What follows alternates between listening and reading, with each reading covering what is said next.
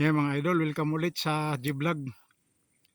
O ito na yung resulta ng tinanim namin na mais nung June 15, 16, dalawang araw na itinanim namin.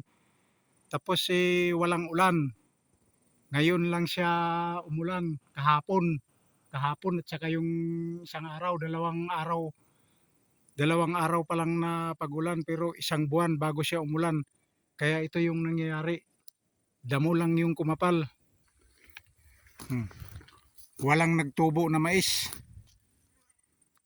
Kaya ang nangyari puro paragis ang nagtubo. Ang kapal ng damo pero walang mais. Kaya lugi na naman tayo dito. Patanim na naman ulit siguro.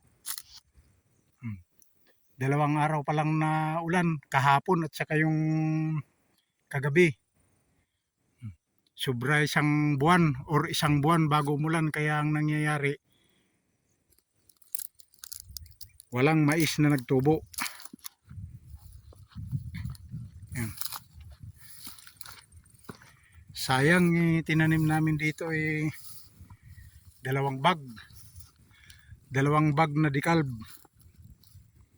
Ay iba malinis-linis pa pero yan walang tanim. Wala talagang tanim. Saka kung may nagtubo man, mamamatay din lang talaga sa sobrang init. Kahit nung may bagyo nung nakarang Inday, hindi man lang umulan dito sa amin.